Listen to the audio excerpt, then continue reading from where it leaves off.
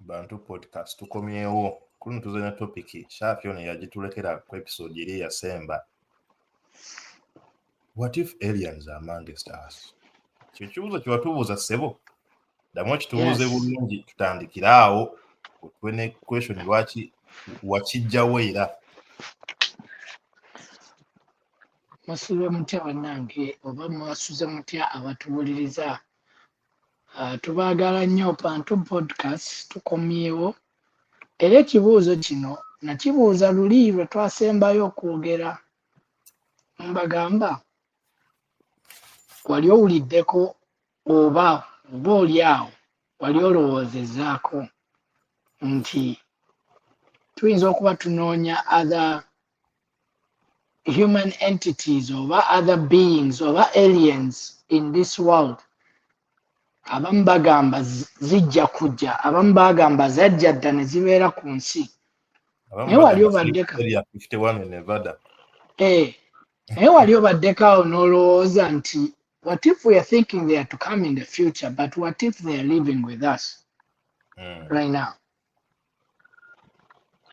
Nga zilivinga either gwe nga gwe omuntu omuddugavu oba ng'omuntu omweru. Have you ever thought about that? hybrid. Tuulira today when you start listening to conspiracy theories, they have this reptilian thing. And the matter of fact, nze ku mulimu waliwo abazungu benkola nabo bavubuka teboogera na bya conspiracy bino, naye waliwo abakakasa mbu they were like one time reptiles. At one time they were reptiles. So if people, some of the people are believing that, ng'ovudde ku bano abaleetawo ebya binary omuntu okulowooza takyembeera. omuntu okulowooza ki? Network yebuze Joel. Tetuwulidde kyogamba. Waliwo abantu awanyi abankubira amasimu mbadde ngamba ng'ovudde ku bano abatubuulira ebya binary abagamba nti kye beeyita kye babeera nti bwe nsalawo n'embeera embwa mbeera mbwa. Kati abo bonna bonna tubatwalira nti kati bonna tubatadde mu basiketi emu, naye what if nti basiketi eno erimu two created creatures nga one of them twogere tujja kukozesa ekigambo aliens because that's the basic thing we can use nti they came from a different planet and they came to take us over one step at a time. Oba to live with us. Oba to live with us nga bo bakikiriza nti ewaffe waayonooneka planet yaffe yaggwawo so we will live with these human beings. Obanga tulika project. Oh, exactly. Yes, waliyo neyo theory endala nti we live in a simulation nti waliwo anyiga batoni n'akusettinga up. Elon Musk asiba akyogera what if we in a simulation? Squid Game hangover game, Hunger Games. Yeah. Series zino ne movies zino nga twali twogerako luli okutandika nti ebintu bino they're not by mistake. Ojjukira we twayogera ku podcast eri about AI, artificial intelligence, the movie Star Trek. I think that's a very old movie. Naye bwe twasooka okulaba, I could be wrong, naye yemu ku movies ze twasooka okulaba PDAs, personal device assistant, kintu ekiringa essimu. Era mu movie eyo kyali kyewuunyisa nnyo nti omuntu oyogira otya n'omuntu omulala nga just katono bwe kati. It's some form of communication. Fast forward, buli omu alina simu kat right now. Waliwo ne movie endala yali Minority Report, I think ya Tom Cruise 2005. Yes. welinga akozesa hand gestures ng'ekintu kyewuunyisa akoze bukozi bw'atyo olugine lutambula kino ekikola kino naye kati hand gestures ziri mu nnyumba ya buli omu abamu TV bakiteerako weebati okuba essimu okola bukozi bw'oti selfie kiri buli wamu kati Umaru okimanyi ebintu ng'ebyo ne Squid Game bayinza oba baaleeta ka concept ako but you never know it might be actually reality waliyo abantu abacontrolling okimanyi ku ngeri America gye yagala okutuulira ennyo ebintu. There are even scripts ze baganye okukolamu firimu. Anti the writers bali ku strike by them Hollywood. The writers of a movie. Soko ove ku byaba writers. Do you know waliwo scripts ze bagamba nti omanyi eno bw'enaafuluma ejja kubeera so eye opening etuleetera obuzibu. Nebagigana traveler gye ba stopping after one season. I think yali 2005 or 6 now traveler. Eyo nno babeera bagirese n'efuluma n'okufuluma. There are those that don't even get to that point. Agenda mu production. Kuba script waliwo abasooka oziyitamu. Ne bagenda script egenda kukola bweti ne bweti. No script bagenda kukola bweti ne bweti. America ina kimu kyokka baga national gundi ki? Determine security. Yes. Is by mistake. Security, that's it. Nothing is by mistake. So eri movie gy'obadde ogamba Julius ya ID abantu bakola batya? Biriwa yonna. ID, is it ID? No, that's a channel. That's a channel to investigate. ID channel. Investigative discovery. Investigative documentaries, I think. Now, yeah, it's one of abantu banji, our generation mainly, because these guys reconstruct cases that happened before.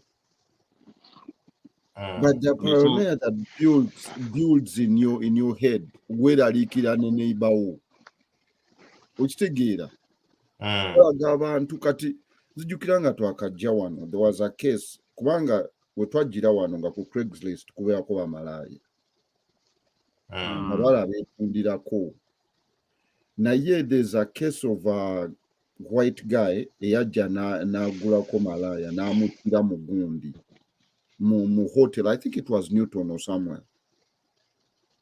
Craigslist kwe kubigoba before nga abantu ndooza bagendako ne no securinga ne mwe meetinga naye omulenzi it was found yali yattako n'abalala serial killer hotel n'akola byakoze olumala n'atta omukazi okitegeera yali serial killer. So, and then, of course, like most situations, but police castesa esangomu. Then that's when they tell you, oh, there was also this case, then also the other case. Kati ebi into ID yo ejanebi acting. TV. Nga ba interview our police abagikolako case bichi ne mu court nga we byali naye ekizibu. Nti omuntu wa bulijjo, there are more cases of people being killed or kidnapped easily nga bayingira motoka ye ku makya zinakola n'omukyala nga bw'abeera ava ku mulimu akugamba mwerekere mpaka ku motoka ye naye ng'ennyumba gye tukolamu eri very open waliyo n'amataala ebweru biki naye nga ye alaba ebyo ebintu bimutiisa buli wamu ng'akugamba at least imiirawo mu ddirisa mu ndabe nga nnyingira emmotoka okitegeera like bw'otandika okulowooza nnyo bino ebintu you question what is real and what's not.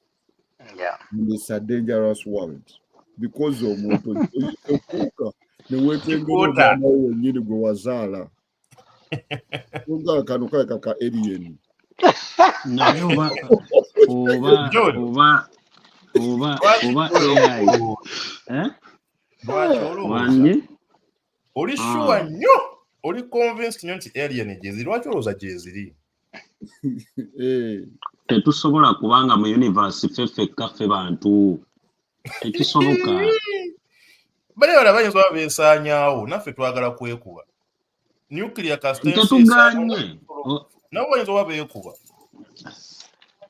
Umaru tetuganye kubanga kyemmanyi ekinene nnyo omuntu alina emyaka 10 ku nsi okitegeera ekinene nnyo on average buli muntu alina emyaka 10 kakati fe abatamanyi ensi gye yatandikira tugisomako busomi mu bitabo tetumanyi gye yatandikira and actually teriyo yali avuddeyo kutugamba how earth came into existence anti kati waliwo eno gundi how it all started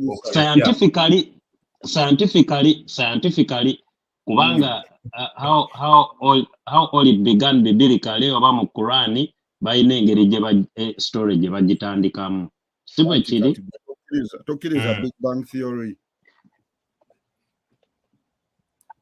anti kyengezaako kugamba nti anti buli kitundu ne mu China abeeyo nabo balina Big Bang Theory yaabwe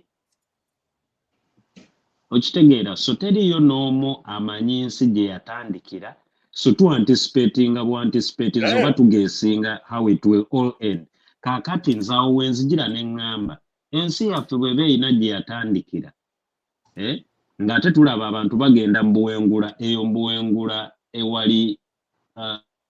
wali infinite tewakoma kakati naffe bwe tweyongerayo eyo maaso eyo tetulisangayo abantu abatufaanana oba tetuligwa ku katundu nga kalinga athi olowooza ekyo tekiribeerawo SpaceX yalonchinze ekinene eggulo ne bagamba Elon Musk n'agamba nti basically that shuttle signifies a chance for human survival. Kubanga esobola okugenda walala to other systems. Yes. Katusobola okumanya ojjukira eri telescope ekifaananyi kye yasembayo okuleeta ekya galaxy gye tutalabangako ojjukira ekifaananyi kye yasemba okutuwa ate ekyaleeta walaba galaxy naye walaba galaxy gye yatuwa wakyali ebirala bingi nnyo so okumanya kati gweoyinza okuŋŋamba mbu mu galaxy ezo oyinza okuŋŋamba mu galaxy ezo teriyo kafu kalinga athi nandiyogedde ebintu bino naye engeri kishafi gyali alien ali awo omulaba watutunuulira omulaba watutunuulira nze actually ndowooza n'okulowooza bino ebintu bya AI bino ebintu bya AI sooka ogende maaso etandika etya kizibu kyo okuggyako nga tugenze mu ebya bayibuli ate byogamba ebyo byagala biwulira tebiri nnyo kunti Umaru gwe kenyini ogambye nti movie zino twalekerawo zirifainga to as science fiction. We don't dismiss them. Now it's science fact. Science fact. It's actually science fiction. So how should we then assume that this venture of Marvel, the multiverse, ntuufu nnyo owenzija yo ntuufu nnyo multiple universes and you can exist across ebintu bino Shafi yabagambye yatuwadde luli ekyokulabirako out of nowhere yatubuziza ekibuuzo ekyo ekibuuzo you just don't think about it okay naye no abantu abacreatinga technology ono kuva we yatandika PDAs manyi biki IIFFT method if this is that then that ensi nga bw'obadde obuuza gyoyo ekibuuzo kyo etandika etya telescope ero nga ojaba James Webb telescope, it can see far back in time. Kizibu kyakukkiriza naye nga eraba ekyabaddewo before. The distance between the Earth and the Sun is about 93 million miles. So kitegeeza omusana okutambula okuva ku musana light eyo okutuuka ku Earth yatwala eddakiika nga 8. Any light you see right now is 8 minutes late. Kati bw'oba ofunye telescope that can actually go beyond nga James telescope esobola okulaga universe nga twali tugimanyi. Actually obuzibu obuliwo right now mu life of science now astronauts biki byonna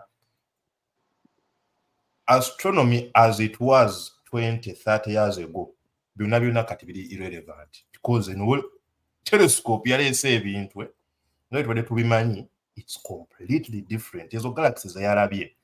So Earth, Jupiter, Mars, Saturn, Pluto, biki byonna they make up the solar system. Solar system eyo bw'ogigatta ekola gye bayita Milky Way galaxy. The galaxies ziri mu nsi. There are more galaxies in the universe than there are grains of sand in the entire world. Munsi yonna. Go just imagine omusanyu gwonna gw'omanyi ku nsi. There are more galaxies. Nate galaxy just kutono nnyo nabo kantu katono nnyo ku bigger part of the universe. So okumanya ensi gyetandikira tuba twetaaga telescope nga nene. Well, James Webb telescope is good enough. Era ekyakasuka, it's still observing some images. Tujazisharinga kuba n'abantu bazirabe. So far kyeyakakola in a space of 1 year. Kyeyakakola byonna is irrelevant. Abantu bebayi life as we knew it, discovery, the Big Bang as we knew it. Actually, the Big Bang is disproving. There was something before the Big Bang. It goes beyond the Big Bang. It goes far back in time beyond the Big Bang.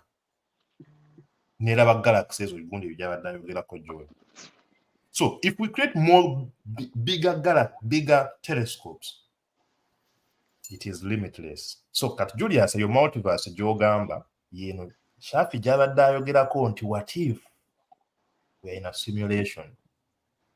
Everybody gets a chance to live one life. Bw'oba obadde president mu guno oyinza okuddako n'obeerako senator, muguddako n'obeerako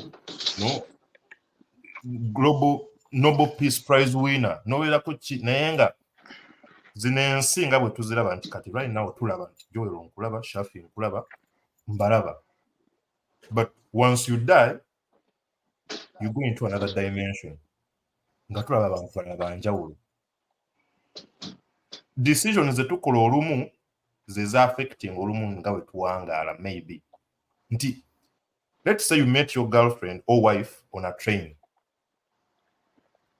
Wali wakayingirawo oti you made eye contact n'ogamba yes, mufune a number. But what if that day train wagimisinga? Now it changes everything. Abana temubalina, tewamu meetings oyo. Maybe you meet someone else and you get married to someone else and then you have another life. Era bagamba nti awootudde mu ddiiro ly'essaawa eno kati wooli.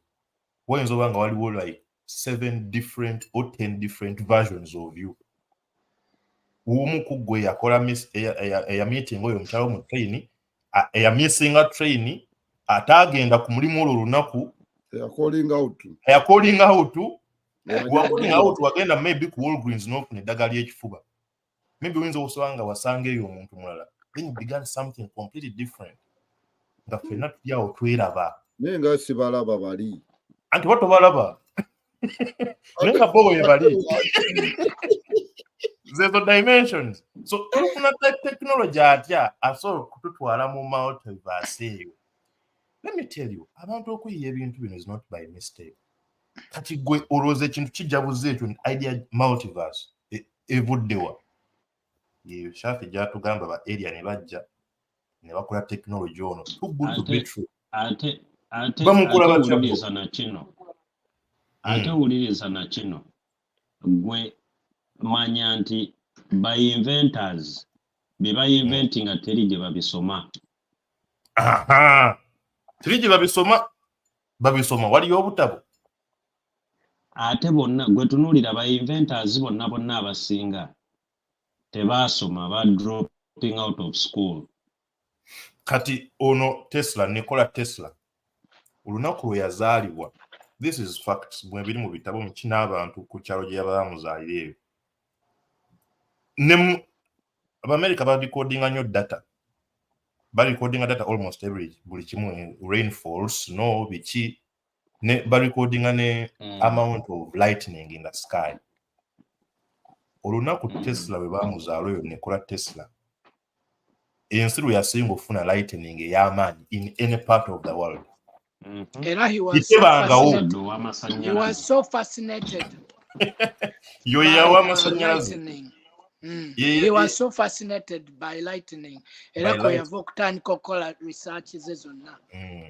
Ne maama oyo akugamba ne baganda bine stories ze bagamba olunaku luno mu myayo bwe baamuzaala eggulu eryabo atuka ne lightning has never been seen ever. Omanyi lwaki enseka nzijjukidde, omanyi tumanye okugendako mu movies, nzijjukidde good the curious case of Benjamin Button. Yamukubira buli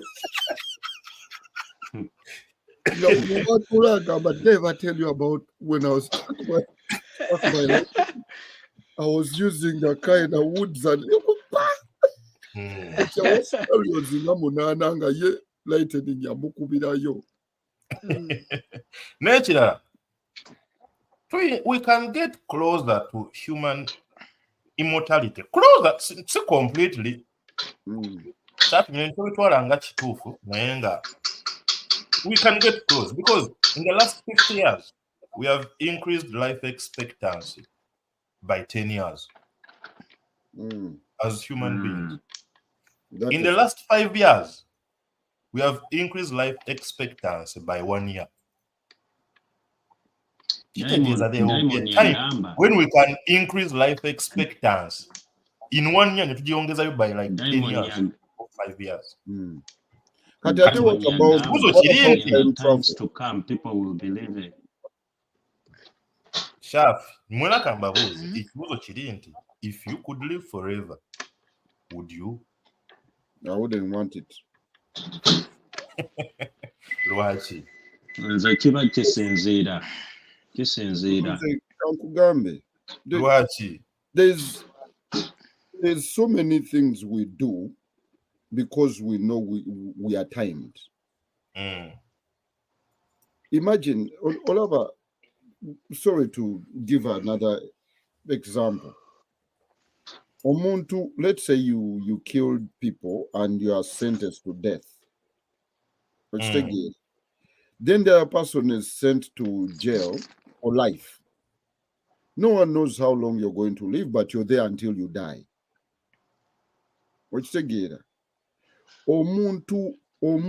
In most cases, omuntu gwe bagamba nti no ku death, ali ku death row. Bagenda ndokose netonze mpandise obutabo. Okitegeera. Because there's a time. Imagine if you're just living you know there's no end. There are some decisions as soon as it's because we know I'm making 40, then I'm going to be 50. Then omuntu agenda okubi. If you're living for bakubuze, how old are you? Yeah, I think I'm celebrating my 250,000 years. What are you doing? It doesn't matter. I'm 1,000 years. Like there's no fun in that. Would you live forever if you could? Julius, awo nyini njala kutandikira awo obadde awo. These are ebintu bino to be overlooking naye nga bebimu ate kubi justifying ebintu bye tutwalanga conspiracies. Tolaba nti nze naawe Umaru ffenna tetwagala ku livinga forever. No one wants to be immortal naddala ku nsi kuno. Okiwulira? Naye ate there are a different race of people that has repeated this and has shown nti bataddemu sente nyingi, they want to live forever. Their researches bataddemu effort nyingi oku lengthening a life to becoming immortal. That ekyo kiri kimu ku evidences ziraga nti not all human beings over living today until they think the same, and there has to be a reason for that. We can't prove it, but we have so many things that we differ in thinking. Nze naawe, most of the people nja kugamba abasinga abo Africa bajja kukanya n'ekyo kye twogeddeko nti tebaagala ku living forever, because you're going to live a lonely life. If you live forever, let's say nti olivinze forever, neno banno bafudde, baganda bafudde, mama wo afudde, now you're going to live on another generation. Kati, let's take for example, bwe tugenda mu college ne tusoma mu masomero, n'ogendako mu ndongo n'osangayo aba class yo, you're having fun. Emyaka bwe giyitawo emyaka 2-3, essaawa ya kakati Julius nze naawe bwe tugenda mu governor Uganda, we might not have the same fun we used to have 10-15 years ago, for reasons being nti generation egenze ekyuka. Okitegeera, naye nga bwe mbagambye nti there are people who have put their mind to try to make life immortal. Okitegeera, so ekirala okubagirayo kino, the reason lwaki nayagadde okuleeta akantu kano, enkya n'eggulo tulaba abantu bafa. Badde mwavuddeko luli nayogerako ne Julius, we twava ku recording luli nayogera ne Julius nga muvuddeko. Nemugamba nti tutunuulire entalo zino ezigenda mu maaso. It seems like there are some presidents nti bo, like it's a must nti buli president alina okubaako n'olutalo. It's like they have to be having a certain bloodshed, either directly or funded. Tulina ensi tetujja kuba specific here, naye nga tulina ensi ze tulabye nti almost every president azzeeko alina olutalo lwe, nga directly yalufundinga oba yalupushinga, oba nga yaluwagira, abantu ne bafa mu mass numbers. What are they feeding? Because we're these conspiracy theories, they are telling you that these aliens that are on Earth, they are feeding on human life in a certain way. They're feeding on, because they have different frequencies, they're feeding on different, on our energy.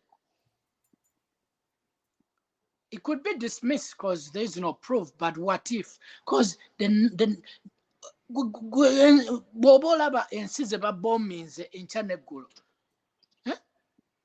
ate tebabuildinga ne baboominga. Kakati n'otunuulira eyo movie gye nabagamba The Invasion. So The Invasion ekulaga nti a certain species eva ku different planet n'ejjanga different planet yayo gy'ebaddeko egerinze destroyed. Mu kujja, it has to mutate, it has to transform. Ate ekyewuunyisa Marvel etulaze these things over and over and over kuva we yabaawo ebitulaga. Almost all the comics have shown the same things, but there is no smoke without fire. DC comics, Marvel comics are on the same thing. They've shown us all the time Earth is attacked by different people, nga ekibaleta banoonya bubudamu. Banoonya bubudamu. Naye ate we bajja in peace ne basaba obubudamu, bafune refuge ku Earth. Naye ate we bajja baba baagala kusaanyaawo ki, ba replacinge, ba owning a planet.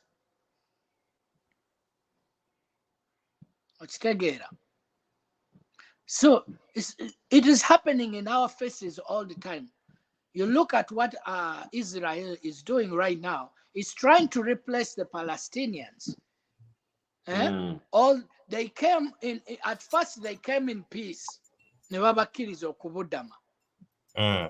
Then, because they were powerful and they were backed by the other people, they started causing reasons to bomb. But Shafi, and every time they bomb, Shafi, do you know Palestinians and Jews are literally cousins? They have the same blood in them. Yes, they are. Naye kakati nkuwabuwe example. Naye nkati njagala nkujja ekirala making my point here. Okimanyi nti the so-called Israelites, I won't even use the Jews, because once you use the Jews, now you've differentiated. You've differentiated. Yes. Kubanga waliwo Abahebrew, kuba Jews balinga Christians and Islam, right? Jew be following a Judaism. Okay? Yes. No, about Abahebrew, a Hebrew iringa nti natural tradition yabo nti bagera ru Hebrew. Yes. Yes. Naye kati tuddayo ku waliwo Zionists kati ezo sectors zezizemu naye kati tuddayo ku Zionism is just a political identity. Yes, kati no, Julius. Actually, Judaism yeyajja oluvannyuma. Zionists baaliwo edda. It's a political sector. Zionism is a political identity. Yes, it's a political identity. Baji founding Karl Hatz, I think yasobola okuwanika akatabo ka Zionism just so that they get a political state. It's a movement for the self-determination and statehood for Jewish people in their ancestral homeland, the land of Israel. Kati bwetuddayo ku source nze njagala bayita Israel, Abaisirairi. Banu Israel, abaana ba Isirairi. Isirairi yani? Isirairi ye Jacob. Bava mu lulyo. Bebaana 12 aba Jacob. Beba banu Isirairi, bebaana ba Isirairi. Kuba Jacob yatuumibwa Katonda yamwongerako erinnya lya Isirairi oya asenguka. Yalinga asenguka ava wano agenda walinga like nomad. Mutambuze. Ng'atambula lwa Katonda. Kati bebo ebika ebyo 12. So their cousins, yes, tetuganye because they intermarried when they came on Jacob Chibichi. Naye at the end of the day, batandika creating our reasons ezoku unsettling abali baba Jacob.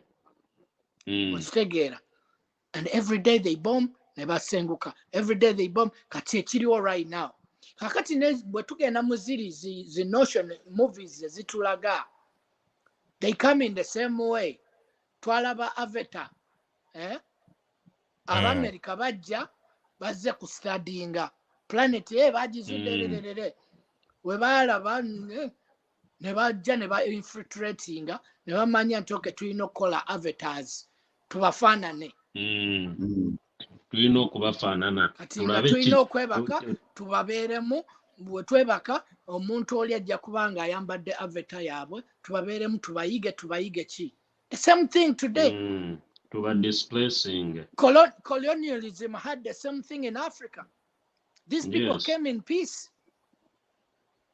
They came in peace. Bajja batulaga nti they are peaceful. Batulaga Christianity. Batulaga Madini. The end of the day, they killed us. They killed many of our grand ancestors. Bajja kubba kutana kunyakulula. Ate bwe bamala ne babba buli kimu, they left nga tebalese na kutereeza. Nendo okimanyi nti Abaisirairi bali babagamba kujja Uganda. Oh yes, Uganda was Bali baba wa Uganda, Northern Uganda. 1947. The formation of the country. Uganda was the first nation proposed. Oh, yes. Uganda msogana embeera kati just imagine singo Omuyisirayiri tuli baju nga yawamba okuva kweri coast ya Congo paka eno Kenya awo wonna wakati singa yaliwaawo kati ekyo kyemwogeddeko nabo bazungu Umar oyogedde ekintu digabanyizaamu bibiri abali waggulu babeere eyo n'abali wansi naye nga waliwo n'omusudaani waggulu kati Umar oyogedde nti oba ffe tuli baju otuuse ku kinyusi kakati kati you guys who watch basketball kubanza I'm not very good with basketball. You remember how Kyrie Irving was bamujira boycotting last year or 2 years ago. COVID. Nga yogedde kubya movie about a movie. How African people are the Jewish people. You're sharing akatabo akali anti-Semitic. Yes. So katika mbabulire, the true Jewish people are from Africa. The true Jewish people are from Africa. Era we boogera land ze bavaamu. Ate era it makes sense because botunulira Middle East gye bayita Middle East today was part of Africa. Ekyali kijawula is Red Sea. Kiwulira era baalinga balivingamu ezo zonna zi Timbuktu University bajju be baali baze building. They were in Africa. Aba Ethiopians, most of them are Jews. Abanyarwanda today, Banyarwanda, all the people who lived on Nile, River Nile, abasinga ba Jew. They're black people. Now today, when they talk about the Jew people, they're going to up front abazungu benyini, the European Jews. Yes. So we're told that yes, but to dine to kuba toche mabega ne tutunulira who were the real Israels. They were black people like you. But from nowhere, right now, bulichono laba ojja kulaba nga abasinga bakulaga only the beba considering nga abaju bajja kulaga Europeans. The Ashkenazi Jew. The Ashkenazi by white Jewish people. So European Jews. Now President Moses yali mudugavu. I've had yes. That argument. Yes. Moses is katika even Jesus was a Jew, but Jesus was a black person. Era Jews, even in the Bible, Jesus agamba ba disciples eventi natumibwa eri ba Jew. Era Jesus Christianity agenda muba other people who were like Gentiles and all after Jesus' death. Era omuntu akikola yali Peter. Kyebava bajju bamuyita omufere. Yes. Kwali mudugavu. Because they were this at the time. Kati mujjukire at the time Jesus existed. Kati anti kirungi nnyo ebintu bino tugenda bigatta nga biva mu ddiini ate ne bidda mu wildlife. Kati mbalukira how it comes about. Jesus existed at the time the Romans were taking twagala okombayiningemu neka element kaffe topic yennyini ya alien. Yes, kati that's why did I bring about the Romans? Kati tutunulire how did the white man come about in life? White man starts appearing and in fact ruling the world with the Romans and the Greeks. That's where the white people come up from. Before the Romans, ensi yali erina abaddugavu almost in every corner of the world. Gwe njagala otunuulye any continent ondage etaliimu baddugavu. genda Japan, genda China, genda Australia, genda mu Europe, bonna bajja kugamba nti oh, they will call them aboriginals. Genda mu America. But they did mass killings okugezaako bajjawo. Genda mu Argentina. Mu Argentina today bakugaata eriyo baddugavu. They killed and killed black people. Basangulewo ekyo kitali ki. Nga sooka okwatewo akati awo. Era tufune we tuwandiika. I hope tujja gijjukira. Saagala kukusalamu naye awo nyini Bujonja atuchogereko about slave trade. Now tweet gye nakola that was very controversial. Maybe engeri gye nagiphrasing amu yali enkyamu. Ne ngamba slave trade really yaliyo simuwakanya, but not to the magnitude nga we tumusomako ne bakifuula nti no slave trade is responsible for almost 95% of black people kubeera mu America. My point is yaliyo fine baaleeta abantu naye abaddugavu already baali bajja dda. They were already there. Already here. Yes. But already baaliwo ng'ate bangi nnyo. Yes. So tujja kukyogerako ekyo another time. Kati ogenda mu maaso kati njagala bw'obanga otegedde nti China waliyo bayohinja babasse bonna baali black people more darker than the ruling party. Kati tunuulira every country ruling bw'abazungu. Njagala otunuulire kati tugenda mu Bawarabu today. We've had Saudi Arabia go kill Yemens. Naye bw'otunuulira Yemens, aba Yemeni, their skin complexion, they are dark. They are darker than aba Saudi. That's all genetic, ethnic cleansing. Genocides. Those are all genocides. Tunulira Rohingya mu China. Tunulira mu Australia, the Aboriginals. Tunulira mu North America, the Red Indians. They called them Red Indians. They were black people. I think there's evidence that was found mu Grand Canyon. Eyali elinkinga ebintu bye basanga mu Grand Canyon artifacts bintu ebiri awe. Yeah. The same material nga bibiri ebintu ebiri ku pyramids eri mu Egypt. So mu bumpimpi lwakingezako kukubira ebifaananyi bino. Ebifaananyi bino byenkukubira Egypt. Badde nerabidde example ya Egypt. Egypt, prior to the Romans coming there, the people there were black, Nubis, the Nubians.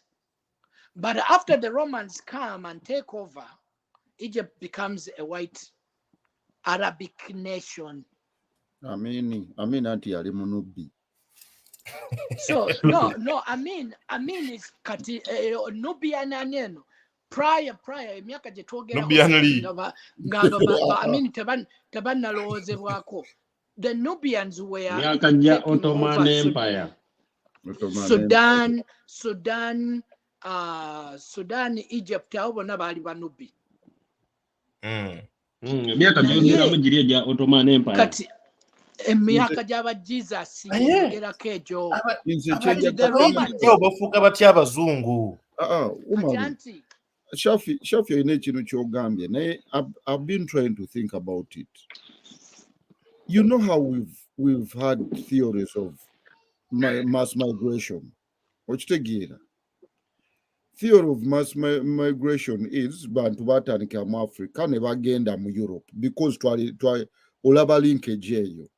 Okitegeera through North America, through North Africa n'oyambuka. Okitegeera. But where is the linkage to America? If Mugamba badugavu baliwo, which of course I'm not disputing, naye ngamba where is that linkage? And where is the linkage to Australia? Kyogamba abantu bakatandika okutambulira ku mazzi Julius. No, but Jukira. Have you seen again theory gye tuyina eya mass migration yalinga you are not traversing an ocean because we did not have those means then. If it's a lake, because that is what we have been told to think. Of course, Nayenga, we had boats to Yes. a lot of transportation system yali nungi. Ebintu bitwogerako even as far as recent past where Africa bailed out Europe. Bino did very soon recent Europe yafuna bulwadde kyawo bwali bubi nnyo nayenga all the supplies coming from Africa nga Africa ye bailing out donors. Gundi polio. It wasn't polio. It was not polio. It was one of the plagues. Nenga tuina technology amara shipping ne polio. Mubango ina technology amara shipping cargo merchandise okuyamba bali abantu. Ezo systems over azijjawa. How did you come up with those boats and building? Because history is his story. So by right now we are starting to tell our story. So Checho, Bobero Chirowoza to based on the material that we've been fed, it makes no sense. Makes no sense at all. And the thing is, the explanation could be that twatonderwa nga tuli mu Africa nga abamu babatonderwa wano nga baddugavu. But tubanga twava mu Africa tutandika otambula. Kati this is the thing. This is why because Abafrika batambula ensi yonna yonna ne bagimalako yonna. Abafrika bali mu nsi yonna. Ate nga teri muntu mulala yali mu continent yatambula nsi yonna. Tukiriza bali mu nsi yonna. That's my theory. It's a point of origin, a single one, oba zaali multiple. Wali obuzibu awo. My theory is, my theory is, Abafirika bali mu nsi yonna. And it makes sense okubeera nti bano abajjamu ne batuyingiramu oluvannyuma. They started mass killings, and we've seen these mass killings. Tuyinza okugaa nti kiri far-fetched. We've seen these genocides. Never to wiping out. They took the narrative or to ebitabo. This is what happened. Era never taking over like that. Never to bulira. Ochulia. Gwe webuuze mu Japan wabeera watyanga wali abaddugavu. India wansi Joyo ne Julius eri wansi Goa. India tumanyi Sri Lanka ne India basinga baddugavu. Like baddugavu completely black. Naye kati Australia no gama mumanyi baddugavu. Shafi South America Shafi akulira bamaseke Saudi Arabia si muddugavu. Oyo babuyita batya supreme sheikh wabo bayina we babayita muddugavu.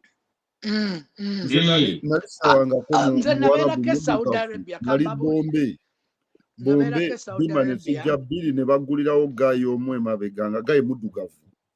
Kati abaddugavu aba Saudi bangi era babanubbi. Era be banubbi. Banji nnyo, because in that area they were the originals. Katingera owulira bamanyira aba Red Indians nti ba Red Indians, Indian natives. Kati Saudi Arabia olwokuba wakyaliyo racism yaman, they cannot come out and tell you nti bano be baali original b'okutaka. Okiwulira? So in Australia they've come out and told you these are the aboriginals babakozesa go mannya, because they killed most of them. Baali baagala bajjawo naye of course Katonda yakola omuntu tosobola kumugjawo completely n'omusanyaawo n'afa n'aggwawo. And this is why bwe tudda mu science omuntu omuddugavu omusaayi gwe guli so dominant. So this bullshit gwe batulimba nti simanyi ffenna twava mu Africa naye bwe twava mu Africa ne tujja abamu ne bafuuka white. That's bullshit. Kubanga DNA kugamba omuntu bw'ajja ng'ajja omusaayi gw'omuddugavu guli dominant. gw'omuzungu guli recessive. Dominant gene buli weekwata ku muntu ekomawo nefuuka strong. Okiwulira? Kati tolina bwonga nti Omuafrika yava ne gene ye mu Africa nga muddugavu. Najja n'atuuka n'azaala abaana ne batandika okufuuka abeeru, enviri ne zifuuka nga mpanvu, ne bataddamu na kuzaala baana abo baddugavu. Nga muzungu na muzungu azadde mwana muddugavu. Tekisoboka. Naye ate omuzungu n'omuddugavu bajja kuzaala omwana omuddugavu. Naye tojja kusanga muki? Muzungu na muzungu ng'azadde muddugavu. So kati that means omuzungu tabangako muddugavu. Kati we batugambira awo si kutulimba but bo bajja tukozesa kigambo mutation bagambe nti mutation resulting from a that doesn't happen kubanga at least by mistake it's happening from nowhere. Yes. Chef, bwe tubeera tugamba omuntu omuddugavu yaliyo buli kitundu ali dominant genetically. So of course your theory ya mutation teriyo. Okitegeera. Kati omuzungu yavaawa. Kati anti awo wetujjira ku aliens ogenda ku somewhere somehow kati mwebale kutuuka somewhere somehow naye otuzimbye baaba anti kati muwulirize somewhere somehow shafi otuzimbye abagambye ono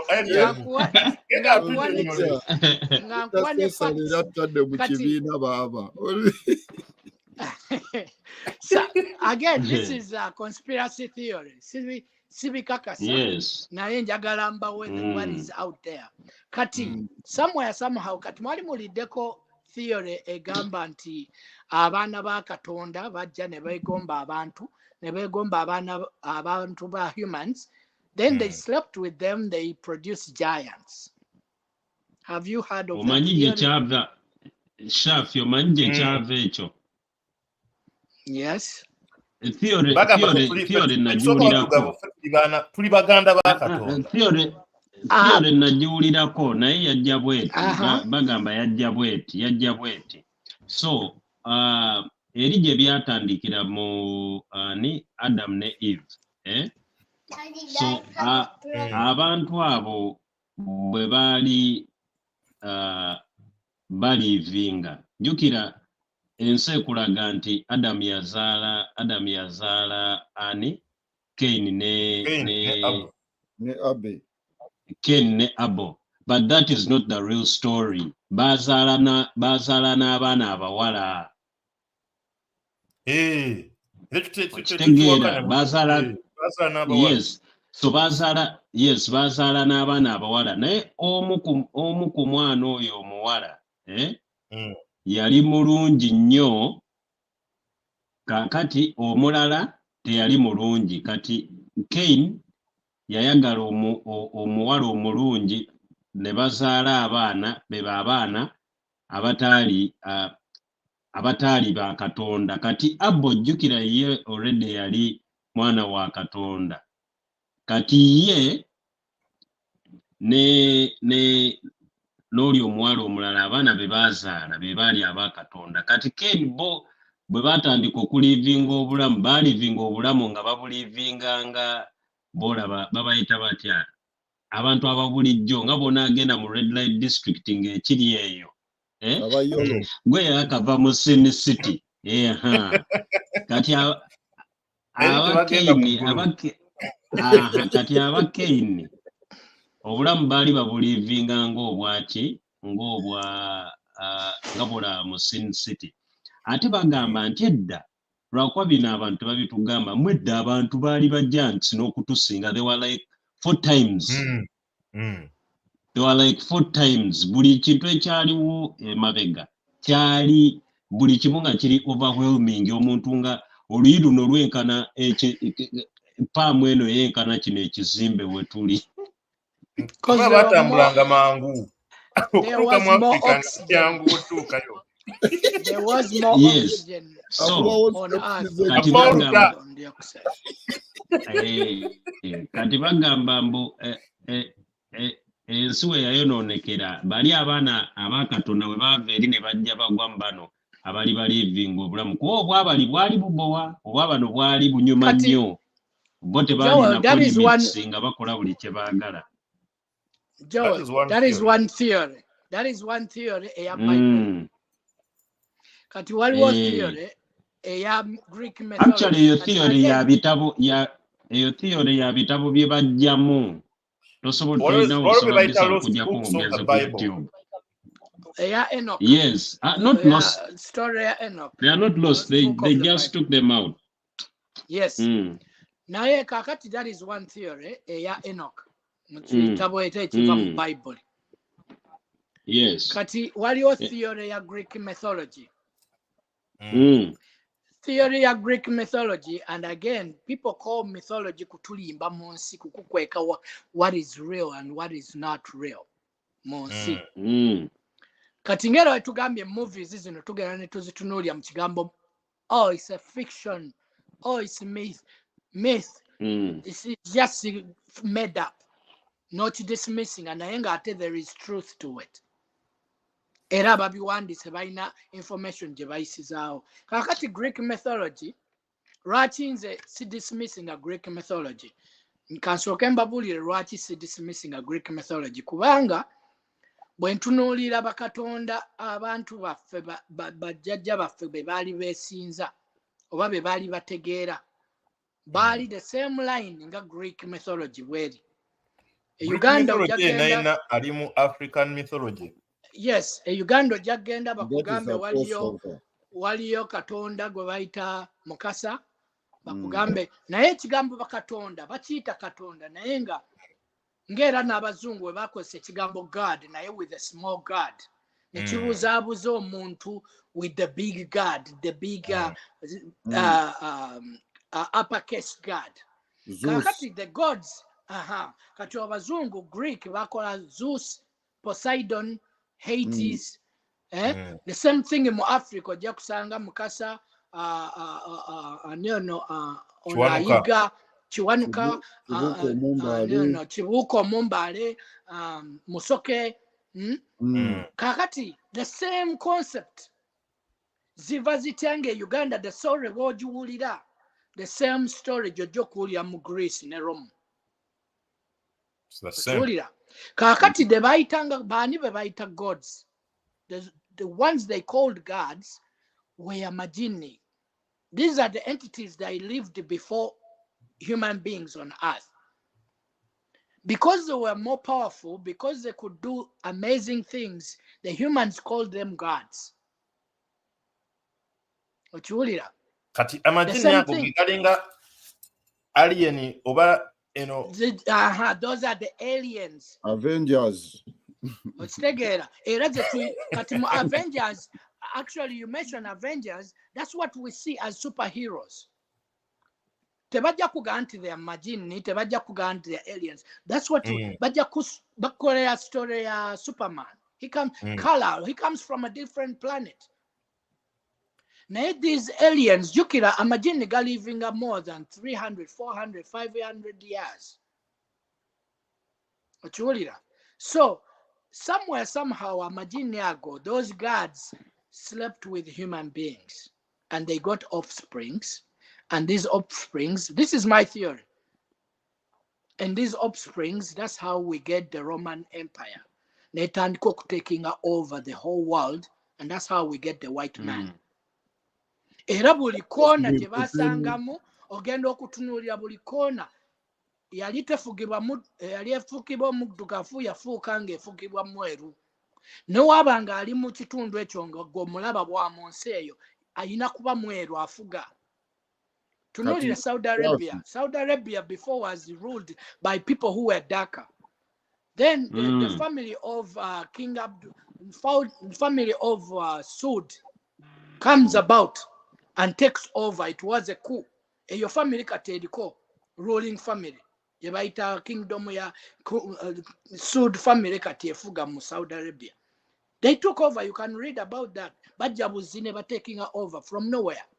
Kakati today to Saudi Arabians. You look at the Emirati ruling family aba Emirati bali more white than the old ones bebaita ababadawi bebo mu kyalo era bonna otunulira omubadawi n'omuyemeni gwe batta today the same color anieno naye bw'otunulira abali mu ruling anieno complexion beeru ng'abazungu white people tunulire China the ruling whatever is white people naye nga abaddugavu gye bali abali darker complex Japan the same thing India the same thing India omuddugavu ayinza okulya akakanja kati this is the other thing too omuddugavu era buli kona ogenda okulanga he's despised abachwezi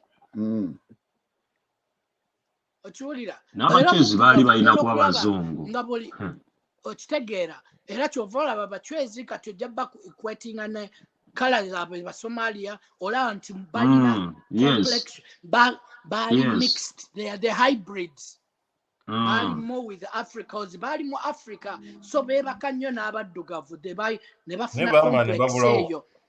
ne bafuna complex eyo kati abo bonna kati nja kulaga abali mu bachwezi kati tunuulira abatuusi be batuusi abeeru abanyarwanda abatuusi kati abo bonna be bajjawo abahutu so when they came and mixed these entities wezajja ne zitu mixingamu they created the hybrids shafi okyegendereza bw'oba wali olivinzeeko oba wali obaddeko awali abanyarwanda naddala abatuusa abwe n'abakyala abasomaali empisa zaabwe zezimu completely tolina kyobaawulako zezimu cause nina ne movie gye nalaba ono guy tolina kyobaawulako yazanya movie it's about Israel actually oyo guy yazanyanga Captain America yazanya nono guy omuddugavu eyafa yali is a black artist oba walaba Boardwalk Empire yali Chucky White so bali oyo guy kati Chris Evans n'oyo guy yali Chucky White so kati yafa last year I think naye movie enekulaga it's called something about Nile naye ng'ekulaga nga Abaisiraeli we baali bagezaako okujja black Israelites mbu baali babatta there was a genocide happening mu Africa nga Ba-Israelites bajja ne babatikka mu nnyonyi ne babatwala and this was true story ne babatwala mu Israel era movie eyo bw'oba oginoonyeza something about the Nile naye ng'ekulaga genocide eri yaliwo ku black Jewish people kati Israel nejja ngejja kiro nejja netabesse abayeekera bazanyanga abayeekera bebajjanga ne babatta nga bakusanga ng'oyogera Olu-Israeli babakutta so what Israel did yajjanga nereeta ennyonyi n'ennyonyi nebaswala in fact endi ya movie ekulaga in reality ebyaliwo real life ng'ennyonyi zirandinga abantu nga bafuluma naye yes esaawa kakati movie bagiyita esaawa kakati bw'onoonya mu Israel teri yakulaga muddugavu bakulaga buli gwe bakulaga mweru naye nga bo bennyini babatikka ne babajja ku nayo oba okitegeera so what does that tell you ebyo byonna gye tuvudde there is been some editing gye tubadde tulina for a long time plus all these wars are tools to rub away to erase the original history at one point ekitegeeza aliens tubadde nazo since time immemorial yes tetulowooza mbu zaakajja and all these wars kati zino entalo ze mulaba zonna ntalo bazikozesanga to displace the original people kati emyaka egiriddako mu maaso nga tuvuddewo teri yajja kuwakanya nti Gaza yaki Israel oba yaba abagifaanana abagirimu naye nga boddayo emabega abantu bandikugambye nti bano si be baaliwo. So that's what we've been having in entalo zino bajja ne bakola ne creating a room and these newcomers ne bajja ne taking over in a way. Nendoza bagezaako kikola ne mu Africa during that time of colonialism biki ne bagezaako okujja scramble and partition of Africa ne bagezaako tutta. Nendoza fe ensolo zaatuyamba zaabalyanga. Ensolo zaatuyamba eyo continent isooke tugyesonyiwe bagezaako n'ensolo nga zibalya.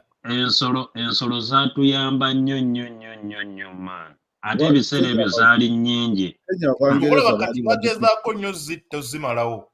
Okimanyi Kenya was going to become a white man state. Anti kuba Kenya teyalina bisolo bikambwe nga bw'olaba Uganda. And the only reason lwaki bayagala nnyo ezensi bayagala nnyo Kenya Tanzania, it was because they were having access to the oceans. The connection to the Indian subcontinent. Kati kambaletere nakala to connecting another connection is mujjukira nti when these white people were now about taking up power, you can see how they all started discovering the world. But Vasco da Gama, the Portuguese, trying to go around the world, they were trying to learn the new planet they've got onto, discover it, learn it, and rule it. All these things between much, we do not think about this in those ways. And that's how they took over. It was simple. Once they got power, they started taking over. Once they got power, by displacing about Tabakolachi. Today, never genocide when it's happening. When they want it to happen, it will happen. When they don't want it to happen, it will stop. And even it's still happening to them, our Mumaso Gafe. So many movies zibadde explaining a concept here gy'oli mu kunnyonnyola. Naye olumu tulaba movie and you just watch and the end, that's it. Naye kati nga wova okukinnyonnyola, I can think of about 5 different movies explaining the same concept. Yes. Naye tukoma bukomi kulaba just kankubulira wegendereza nnyo movies the Age of the Beast. Mwegendereze nnyo movies za Cameron. Movies ezisinga zonna zibeera ne information. James Cameron. Yes, movies zonna olaba ne Titanic eyo nayo it has some truth to it behind. Aba abantu tebaamala gafa just like that. Aleeta ekintu n'akishootinga ne kibeerawo kati zo Avatar ziyina meanings nnyingi nnyo lwako abantu balimu eno humor ya nenga aina nezo movies za aliens animation. Eyo movie ya Alien they are releasing I think 1986.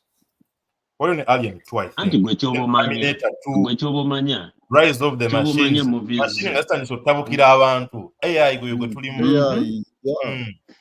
The Abyss. What are your Ghosts of the Abyss? I think in 2003. So movie list you know jirabanga concept you know. I'm going to request to jump off.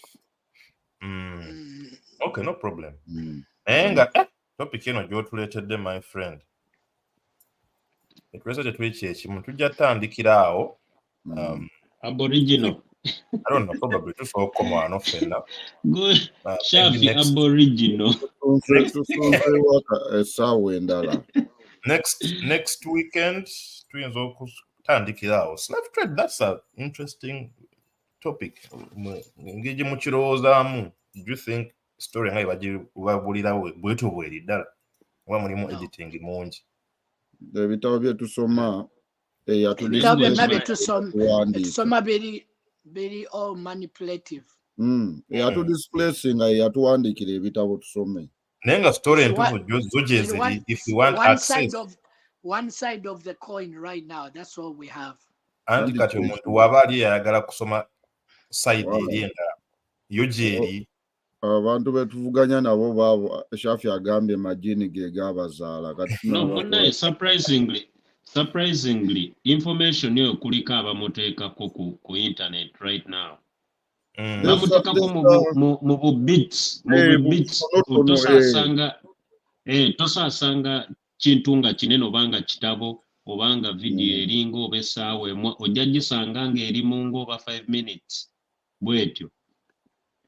Lujukira nali nkola nga nkyakola political science, there's a paper I landed on nga waliwo guy muzungu nga yagiwandiika towards Uganda's independence nga awandiika about wrangles between the new political parties in Kampala naye nga muzungu of course naye ng'olaba detail nakuwa the top heads in Kabaka yeka UPC which back then mu myaka egyo no of course toyina katabo ye yawandiika paper ye ndowooza naye yali studying for something so Julius nga tonnagenda era tusembyeyo ne kano ka question. It's a very common question twayogerako nayo naye maybe in 1 minute this time nga tumaliza bw'oba if you're to have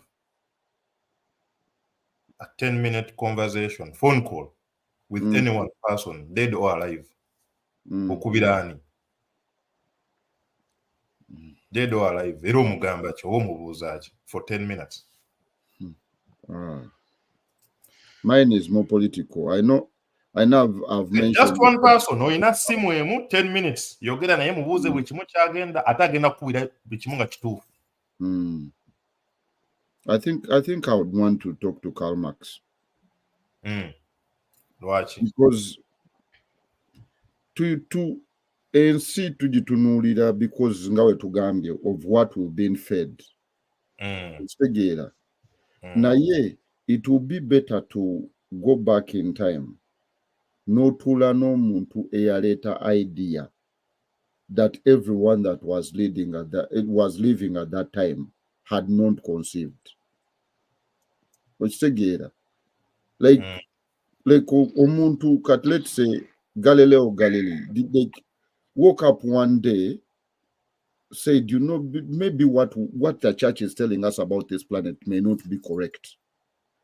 So Obade Gamajini Shafi explaining, I would want to meet one of those thinkers, people who dare to think about something else that was not common to all the people that were living the planet that time.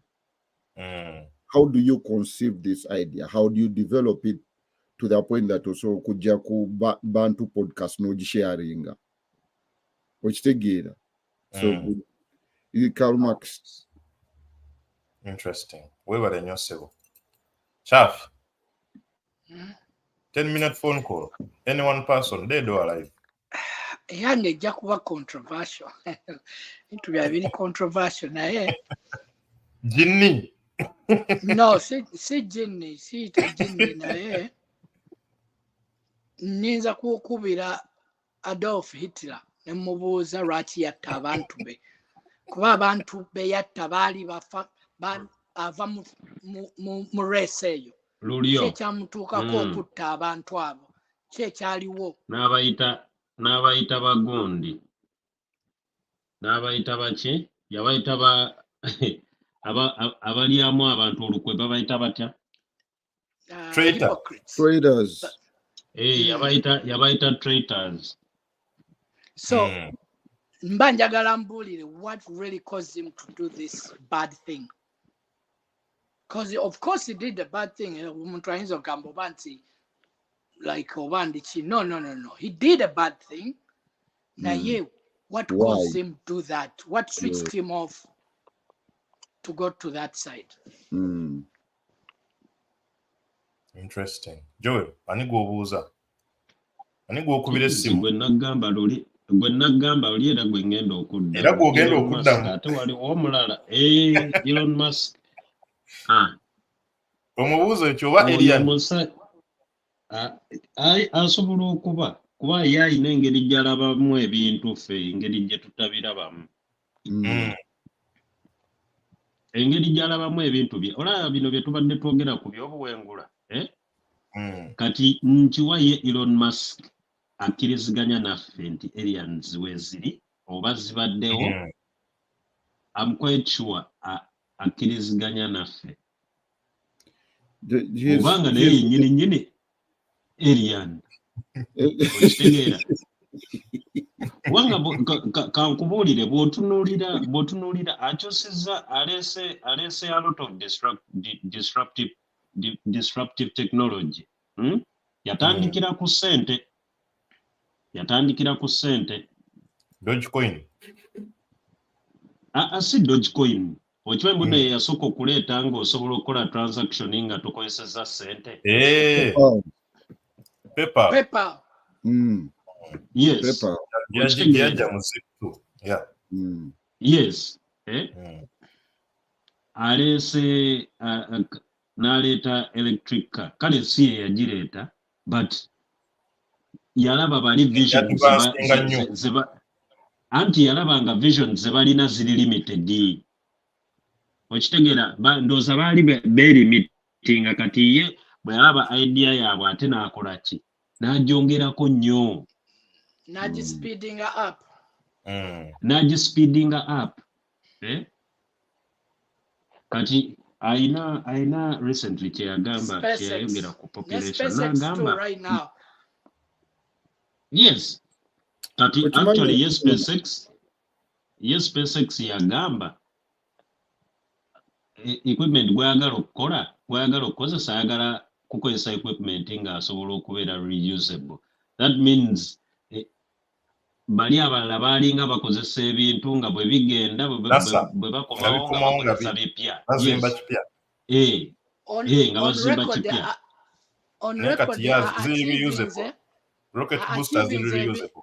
Achieving ebintu ebisinga NASA ate nga NASA spending more money than him mu myaka emitono ennyo.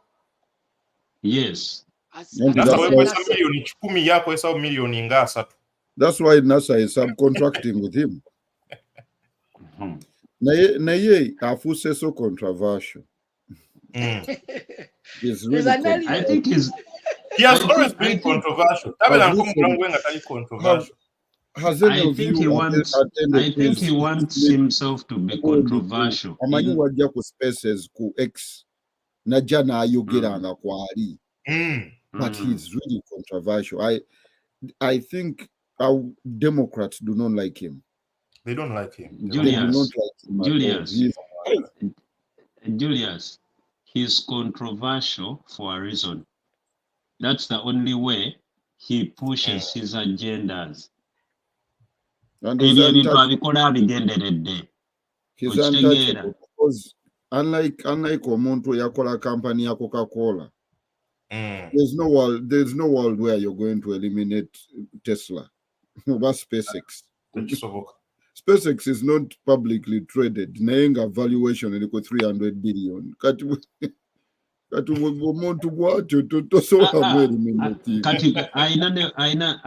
aina ne boring company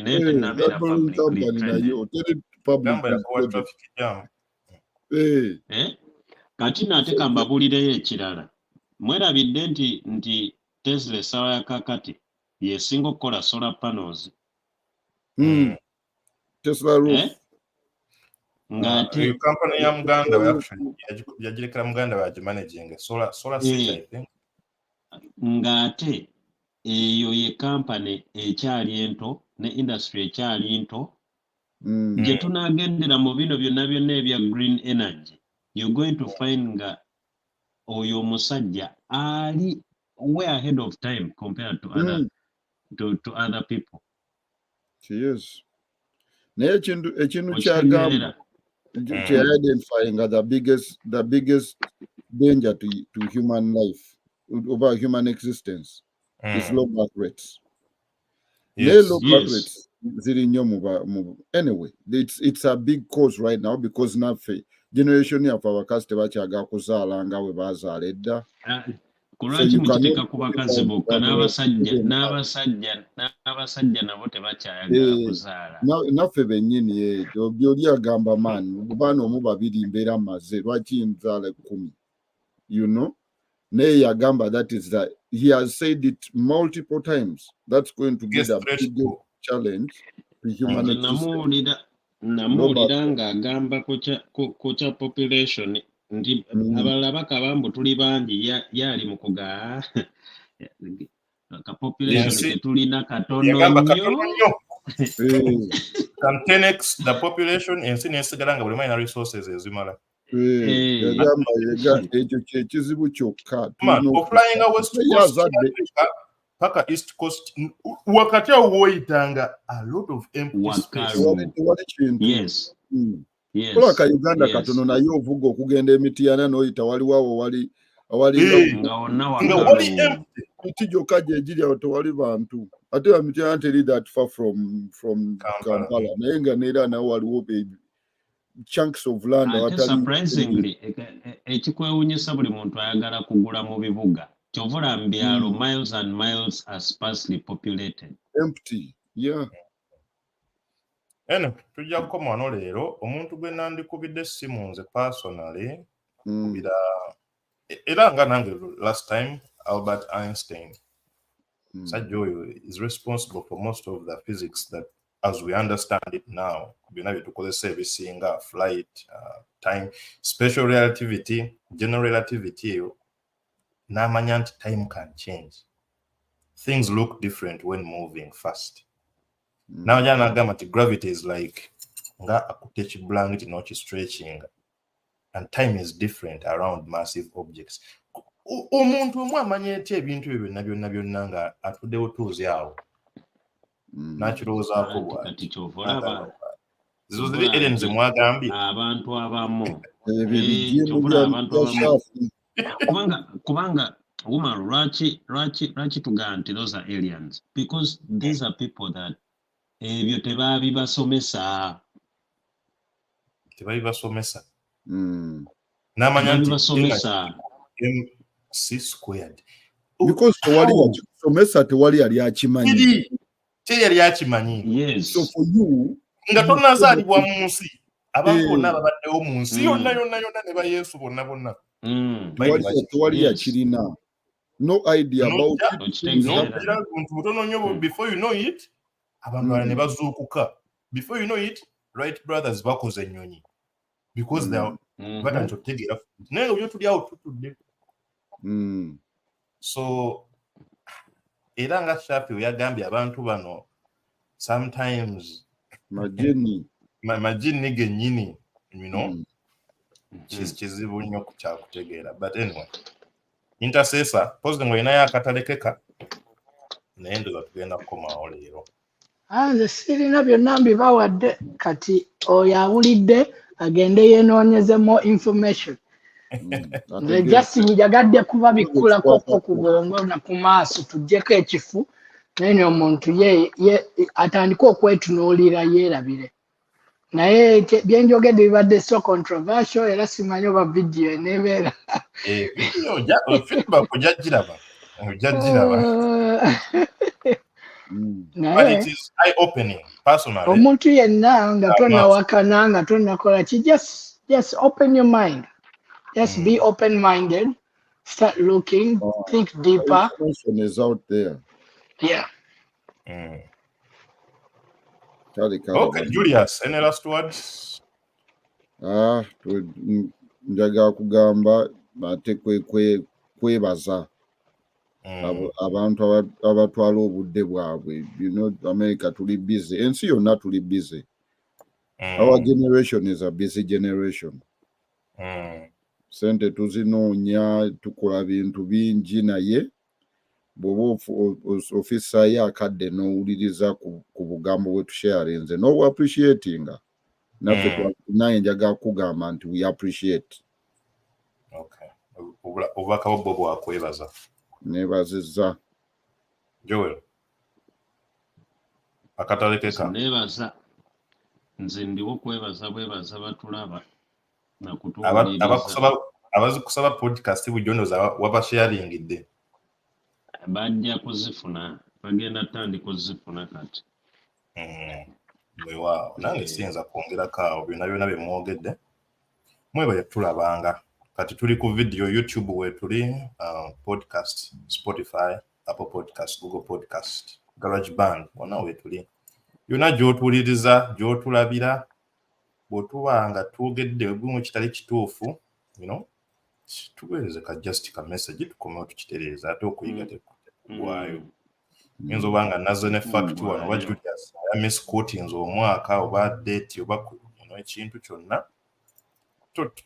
it's not bad butereeza nti kino wayogedde bwoti nekiri bwekiti tuli ku kibozibozi atera tucorrectinga mukaawo agamba omanyi musajja wa physics oyo atera nnyo ogamba kano wayogedde bwoti but kiri bwekiti nangamba thank you very much for putting that information straight n'abala abatulaba mwebale nnyo musharinge mubeere bulungi we are out.